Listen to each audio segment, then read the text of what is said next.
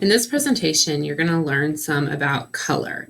Now, we don't think of color all the time as being like, it's kind of run of the mill. Like you kind of just think about color as like one of the basic things that you use in art. But as you start to learn more and more about color and how to manipulate color, how to use color, you can make your art that much more exciting and that much more successful. So let's learn some about color. First off, we have to touch on the color wheel. Now, this is something that you've likely seen before, but it's important because it helps us just to place color in relation to other colors, which is important. So your basic color wheel, typically it actually starts with yellow at the top. This one that I have here starts with red at the top, but typically they do start with yellow at the top, and then they follow rainbow order going around, which answers the question that's here about why are the colors in this order. They're in the color of, or in the order of the rainbow, and there's when you start mixing the colors together, like when you start with your basic groups of color and then start mixing them together, that's why they appear in this order of the color wheel. All right, so let's talk about the basics a little bit. Let me come on over here. All right, so first of all, if you think way back to your lower elementary days, you may remember hearing things like the primary colors, right here, the secondary colors. Whoops, where's my camera? There. And then one that maybe doesn't get quite as much talk is the tertiary colors. So of course, when you start with your primary colors of red, yellow, and blue, you can start to mix these together to create your secondary colors. So remembering all the way back, yellow and red, when you mix them together, you make orange. When you mix red and blue, you make purple. And then when you mix blue and yellow, you make green. Now, I am going to tell you something, and this is something that I did not learn until I was in college, but it's important to know.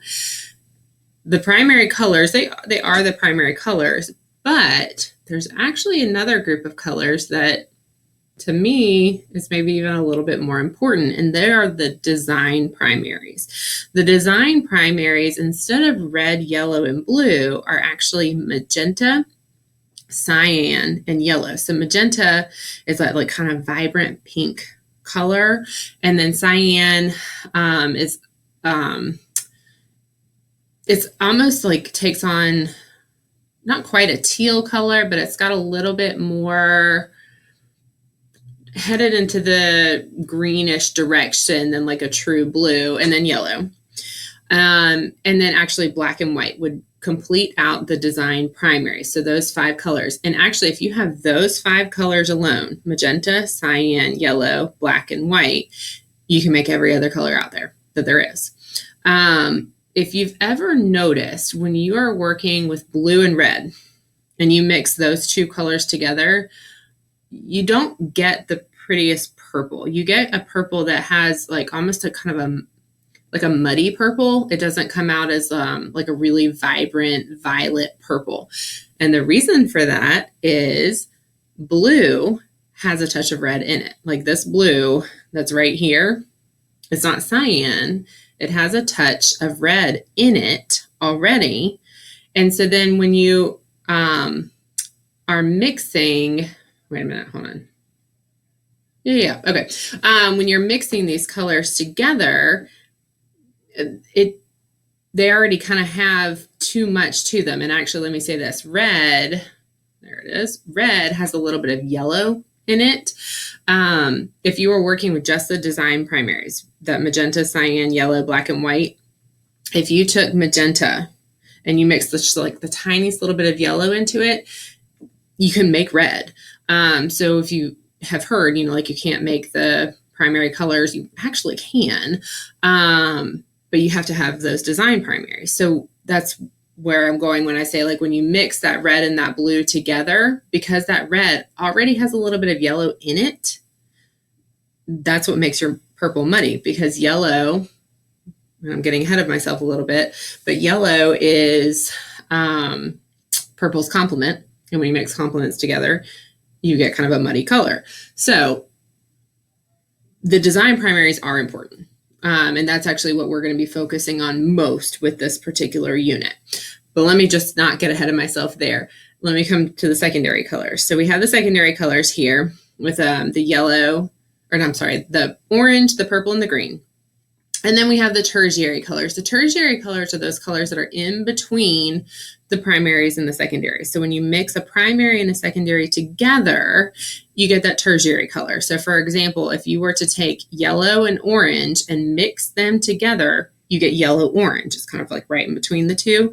The way you name that color is you always name it with the primary color first. So when you mix yellow and orange, you get yellow-orange, not orange-yellow. So and then the other way that you can basically, just in very basic terms, group colors is warm and cool colors. So if you take that color wheel and you split it in half to where you take all those warm colors on one side, the red, the orange, and the yellow, and then the cool colors on the other side, the purple, the blue, and the green, that's the other like real basic way of grouping colors. So these 4 are important. Those are things that you're going to want to remember because they're going to be choices for you. All right, so let's take it a little bit further. Let's go into some color schemes. So color schemes, basically they're just other ways of grouping colors and working with color to help your artwork be more successful. When you really start to learn and understand color theory, you can start to use tricks and you can manipulate color to get more variety, first of all, in your color. So instead of just working with what's available in like your basic set, you can manipulate and get far more variety out of your color, which is going to make your artwork more unique. It's going to make it more interesting, and it's going to give more of like your artistic ability in your work. It also, when you really understand color and how to manipulate and use it and group it, it's really a key to creating mood in your work and to creating harmony in your artwork. And the way I want you to think about that is like, think about, say like, this is maybe a silly example, but say you're doing like this super happy face. Okay. You're just like drawing this really happy face, but then you use like all real like toned down blues to color that work, like not vibrant, not exciting blues, but just like grayish blue and real deep blue. Well, the mood of that color isn't going to match your artwork. It's not going to support the imagery in your artwork. Whereas like if you use all bright yellows and bright oranges, those vibrant colors are going to support the imagery more. So color really does have a way of creating mood within your work, and artists throughout time have used that to make their artwork more successful. So there's 4 basic ways that we're going to talk about grouping color in addition to those basic ways. And if you need to go back and watch those basic ways again, it's the primary colors, secondary colors, tertiary colors, warm colors, and cool colors. Those are your basics. So 5 basics, but then there's 4 more that we're going to talk about that are a little bit more advanced, if you will. All right, so the first is monochromatic. So let's just break that word down by itself. Mono, M-O-N-O, and then chroma. So the word mono, or the prefix mono, means one.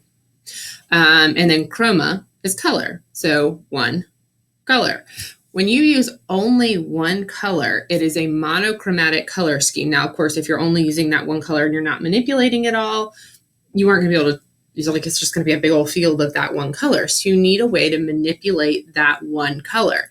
And the way you do that is by using tints, tones, and shades. Tints are where you take that color and you add white. Now, if you take a ton of white and only use a little tiny bit of that color, you're going to get a very light version of the color. Whereas if you take the color and add just a little bit of white, you're going to get a much brighter version of that color. So that's a tint when you add white.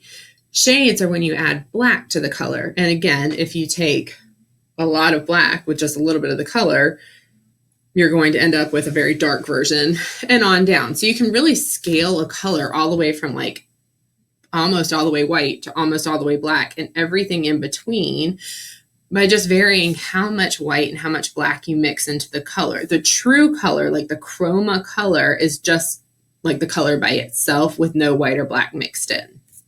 So that would kind of be like in the middle of your range, and then you would work light or dark depending on what you're trying to achieve. So these paintings here are examples of monochromatic color schemes. So you can see, like in this one here, the artist uses a really big range of green to model their piece, to model the objects in their piece, so that, like, if they only used maybe 4 different greens, like one with a little bit of white, one with a little bit of black, one regular green, and then maybe one with gray mixed in, they're not going to be able to achieve this level of detail and modeling in their painting.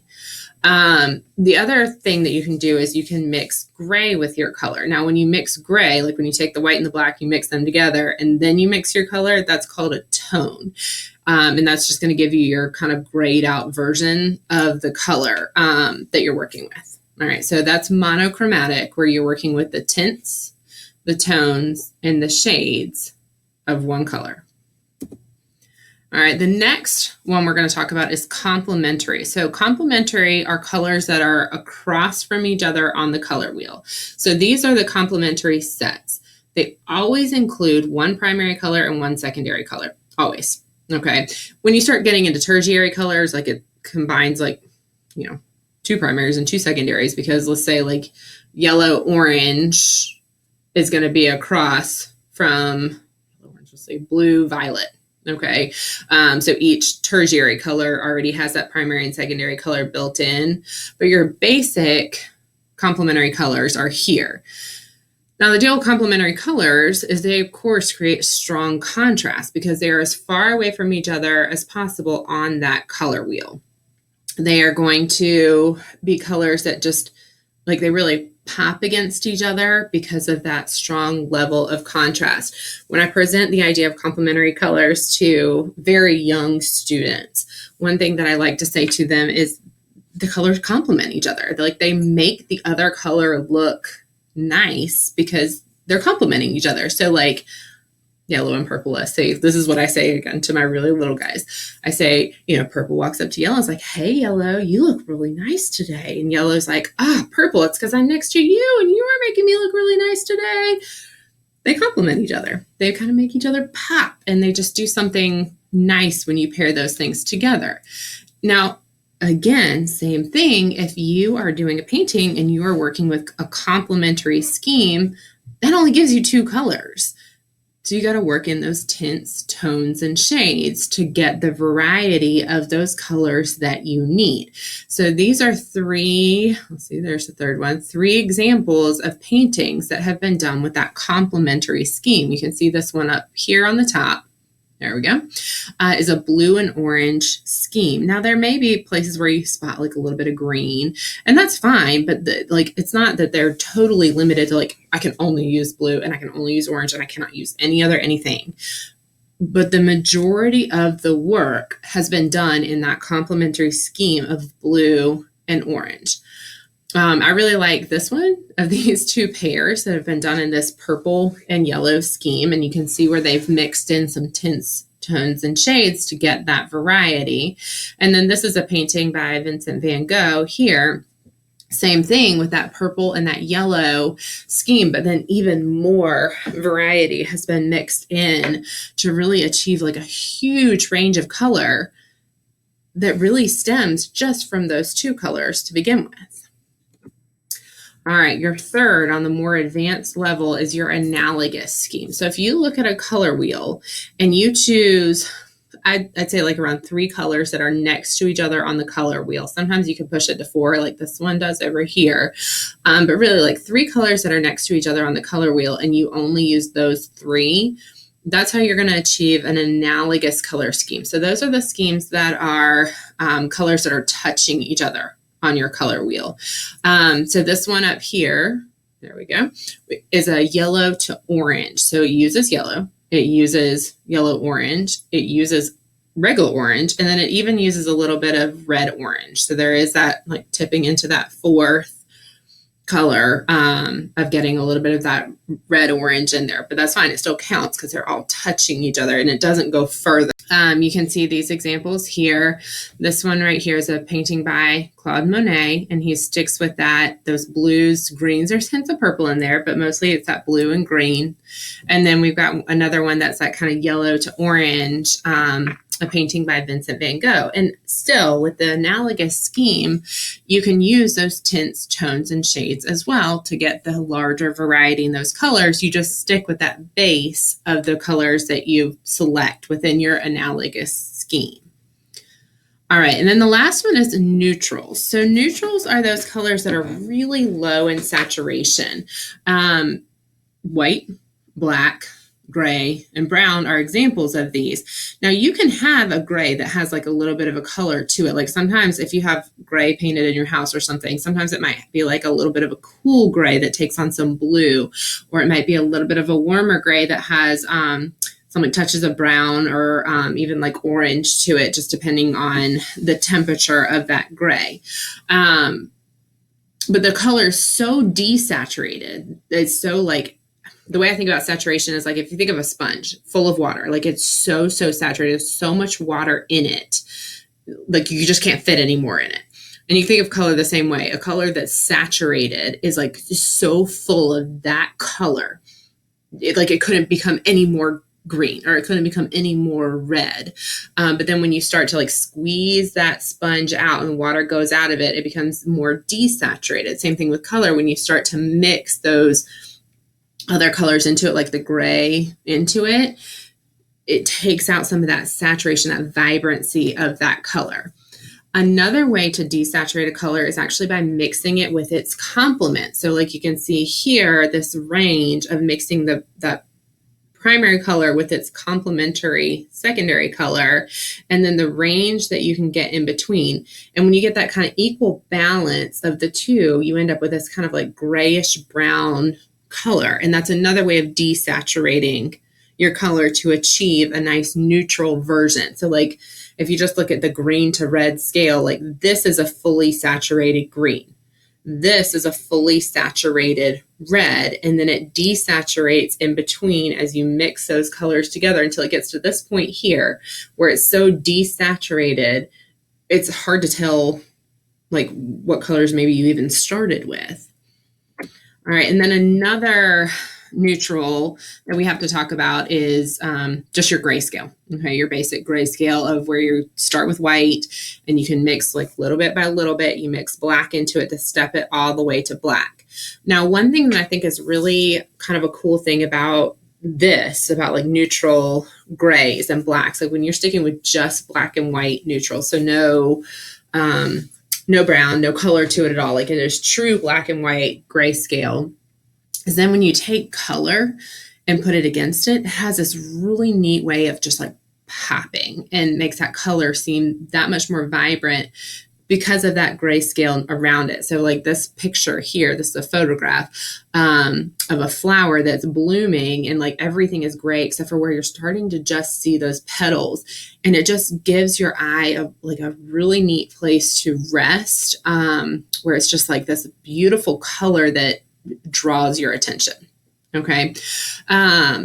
So when you're working with color, those are all tricks that you want to have up your sleeve. You want to understand those groupings. I mean, so I've given you quite a lot. You want to understand those groupings, and you want to understand like how to select those groups to make them work for what it is that you are working with in your piece. And once you know how to do that, once you manipulate those things and you know how to like fluidly and comfortably group those colors and work with them and manipulate them, you know, within those groupings, it's a really great trick to have as an artist. All right. So I hope you took something away from that and you're going to be able to use it in your project.